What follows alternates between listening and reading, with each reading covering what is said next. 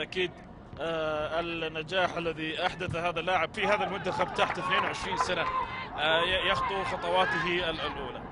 ملاعب الكرة الآن في الجهة اليسرى اتحاد ياسر الفهمي رقم 20 لاعب نادي الأهلي، و15 سالم الدوسري لاعب نادي هلال، وواطس صحيمي رقم 34 لاعب وسط، معا خضري لاعب محور طبعا رقم 6، محمد مجرشي مهاجم رقم 28، واثنين صالح القميزي ظهير أيمن. هذا هو الاحتياط. اللاعب فهد المولد مهاجم، وبالتالي يصبح المنتخب السعودي يلعب بالمنتخب الاول الباكستاني، وعندهم تجربه ايضا، وبعضهم لا زال يلعب تقريبا، لكن الامور كاجه طبعا للمنتخب الباكستاني. لكن دقائق فقط قليله باقيه، نلعب في الدقيقه 88. هذه كره الان ملعوبه ابعاد 23 جون، لكن في بعض المجموعات ما راح تلعب في لم سعودي ومنتخب فلسطيني في الفئة الأولى وفي المنتخب الأول إن شاء الله. مع المنتخب الفلسطيني ستكون أفضل إثارة، أكثر إثارة، كبير، وبنسبة 70 إلى 75%، 9 نقاط إن شاء الله. السعودي لكرة القدم طبعا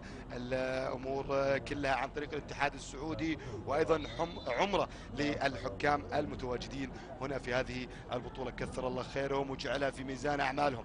يلا حكامنا ويستاهلون. عموما هنا القرقرستاني، صدارة ما بين المنتخب السعودي والمنتخب السوري عدا فارق الاهداف. هنا الخامسة باذن الله، جولة خامسة تكون الاصعب والاقوى والاميز في كل المحافل العالمية والقارية.